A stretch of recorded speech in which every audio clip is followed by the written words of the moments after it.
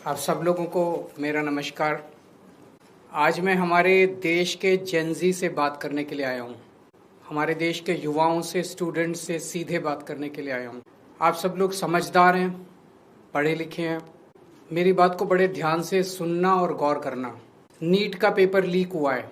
हर बार की तरह इस बार भी जांच सीबीआई को सौंप दी गई है। हर बार की तरह इस बार भी सीबीआई ने 10-15 लोगों को गिरफ्तार कर लिया है। हर बार की तरह इस बार भी 3-4 महीने में ये सारे छूट जाएंगे, इनको बेल मिल जाएगी। और हर बार की तरह इस बार भी ये सारे छूटे हुए बदमाश फिर से अगले साल के नीट के पेपर को लीक करने की तैयारी शुरू कर देंगे। मैं आप सब लोगों से पूछना चाहता हूँ, थक नहीं गए ये सब सुन के? बड़ी घिसी पिटी सी स्क्रिप्ट है, बड़ी घिसी पिटी सी स्टोरी है। सीबीआई पे भरोसा बचा है क्या? सीबीआई कुछ करेगी? 2017 में पेपर लीक हुए, सीबीआई को जांच सौंप दी गई, आज तक सीबीआई ने कुछ किया। फिर 2021 में पेपर लीक हुए, सीबीआई को जांच सौंप दी गई, आज तक सीबीआई ने कुछ किया। फिर 2024 में पेपर लीक हुए, जांच सीबीआई को सौंप दी गई, सीबीआई ने कुछ किया। फिर 2026 में अब पेपर लीक हुए, जांच फिर से सीबीआई को सौंप दी गई। आपको लगता है सीबीआई कुछ करेगी इस बार भी? और 2024 में तो हद ही हो गई। 2024 के जो मास्टरमाइंड थे उनको सीबीआई ने गिरफ्तार किया। कानून के मुताबिक गिरफ्तारी के 90 दिन के अंदर चार्जशीट फाइल होनी होती है, नहीं तो आदमी को ऑटोमेटिक बेल मिल जाती है। सीबीआई ने सो कॉल्ड मास्टरमाइंड को गिरफ्तार किया और 90 दिन में सीबीआई ने चार्जशीट फाइल नहीं की और उसको ऑटोमेटिक बेल मिल गई। क्यों? आपको लगता है कि सीबीआई ने इसलिए चार्जशीट फाइल नहीं की क्योंकि सीबीआई इनएफिशिएंट है? ना, सीबीआई इनएफिशिएंट नहीं है। सीबीआई में बड़े अच्छे अफसर हैं, क्योंकि सीबीआई उन्हीं लोगों को रिपोर्ट करती है जो इस देश में पेपर लीक करवा रहे हैं। सीबीआई किसी को सजा दिलवा ही नहीं सकती। एक बार सारे देश की भी बात करते हैं। 2014 से जब से मोदी सरकार आई है, टोटल हमारे देश में 93 पेपर लीक हुए हैं, 93, और इनमें अधिकतर paper double engine, triple engine की बीजेपी की, एनडीए की सरकारों में लीक हुए हैं। लगभग 6 करोड़ युवाओं का भविष्य इन 93 पेपरों में बंद था। 6 करोड़ लोगों का भविष्य बर्बाद हो गया इन 93 पेपर जो लीक हुए। इनमें मोस्टली पेपर लीक हुए राजस्थान में, उत्तर प्रदेश में, उत्तराखंड में और गुजरात में। इन 4 राज्यों में सबसे ज्यादा पेपर लीक हुए। इन चारों राज्यों में बीजेपी की सरकार है। तो ये इत्तेफाक नहीं है कि इन चारों राज्यों में बीजेपी की सरकार है, केंद्र में बीजेपी की सरकार है, नीट का पेपर लीक हो गया। और अभी पिछले 1-2 दिन से खबरें आई हैं, ये जो नीट का पेपर लीक हुआ है इसका एपिसेंटर भी राजस्थान है, और इनमें जो 2-4 लोगों के ऊपर सुई गई है वो भी बीजेपी के नेता दिखाई देते हैं। तो इससे शक तो पैदा होता है कि क्या इन सारे पेपर लीक में इनके नेता शामिल हैं, या इनकी पार्टियों का या सरकारों का संरक्षण है, या सीधे सीधे इनके नेता ही पेपर लीक करवा रहे हैं, उन्हीं का धंधा है ये। और अगर ऐसा है तो सीबीआई की जांच इसमें बेचारी क्या करेगी? सीबीआई इसमें बेचारी क्या करेगी? तो मेरा जेनजी से सीधा सीधा, देश के युवाओं से सीधा सीधा पूछना है, ऐसे ही चलेगा या कुछ करना है? ऐसे ही हर साल आप देखो, 2017 में पेपर लीक हुए, उसके 4 साल बाद 2021 में हुए, उसके 3 साल बाद 2024 में हुए, उसके 2 साल बाद 2026 में हुए, अब उसके 1 साल बाद 2027 में होंगे, और हर साल पेपर लीक होंगे अगर आपने कुछ नहीं किया तो। अगर नेपाल का और बांग्लादेश का जेनजी सड़कों पे उतर के अपने देश की सरकारों को बदल सकता है, हमारे देश का जेनजी पेपर लीक करने वाले मंत्रियों को जेल नहीं भेज सकता है।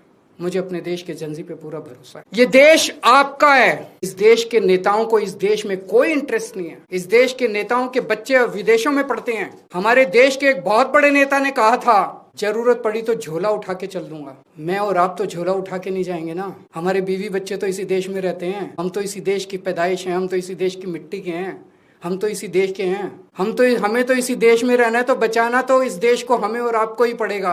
और अंत में एक बात उन लोगों को कहना चाहता हूँ जो लोग कहते हैं कि सिस्टम फेल हो गया, सिस्टम फेल हो गया, सिस्टम फेल हो। मैं आपकी भावना को समझता हूँ, लेकिन जब आप सिस्टम की बातें करते हैं तो अनजाने में आप उन नेताओं को बचा रहे हैं जो नेता इस पूरे घिनौने खेल में शामिल हैं। अगर एक के बाद एक, दर साल नीट के पेपर लीक हो रहे हैं, तो पैसा सबसे टॉप पे पहुंच रहा है, सबसे टॉप पे।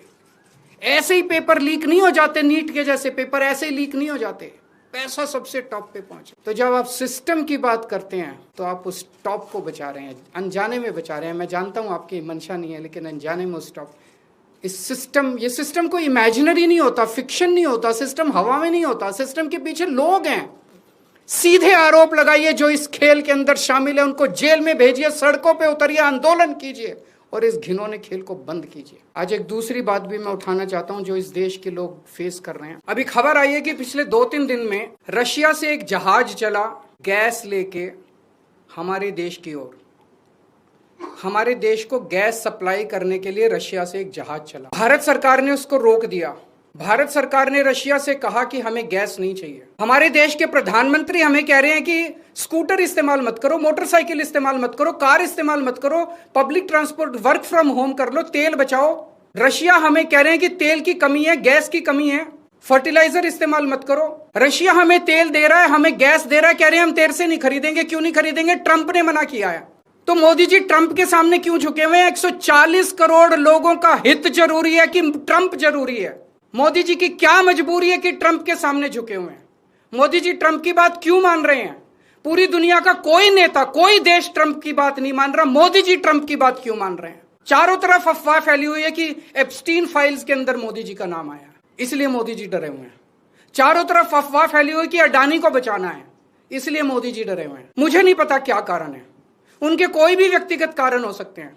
मेरा कोई इंटरेस्ट नहीं है मोदी जी का एप्स्टीन फाइल में नाम है कि वो अडानी को बचाने की कोशिश कर रहे हैं कि कोई और कारण है। मेरा उनके व्यक्तिगत जीवन में कोई इंटरेस्ट नहीं है। लेकिन मैं मोदी जी को कहना चाहता हूं कि 140 करोड़ लोगों के आप एक तरफ इनको कह रहे हो कि गैस मत इस्तेमाल करो, पेट्रोल मत इस्तेमाल करो, किफायत करो, और दूसरी तरफ रशिया से तेल नहीं खरीद रहे।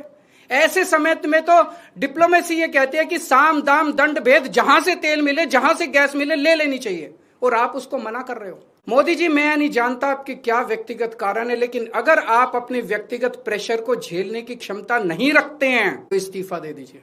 140 करोड़ लोग, बहादुर लोगों का देश है ये, जिसने बड़ी बड़ी कुर्बानियां दी हैं। हमारे देश में ऐसे बहुत लोग हैं जो ट्रंप को उसकी जुबान के अंदर उसमें जवाब देंगे, ट्रंप के सामने खड़े होकर उसकी आंखों से आंखें मिला के ट्रंप को जवाब देने की हिम्मत रखते हैं हमारे देश में। ऐसे व्यक्ति को प्रधानमंत्री बनाएंगे हम, जो ट्रंप को उसकी भाषा में जवाब। हमारा देश महान देश है, 140 करोड़ लोगों का देश है।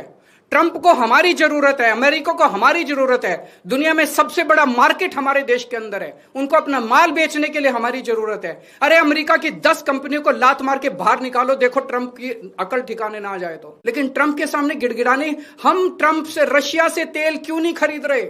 आज मोदी जी, 140 करोड़ लोग आपसे फरियाद करते हैं, अभी तुरंत इसी वक्त रशिया से तेल खरीदना शुरू कीजिए, रशिया से गैस खरीदनी शुरू कीजिए और बंद कीजिए ट्रंप की गुलामी करना। हमारा देश महान देश है। बड़ी शर्म आती है, बड़ी दुख होती है, बड़ी कौफ्त होती है जब इतने बड़े महान देश का प्रधानमंत्री ट्रंप के सामने गिड़गिड़ाता है, उसके सामने झुक जाता है।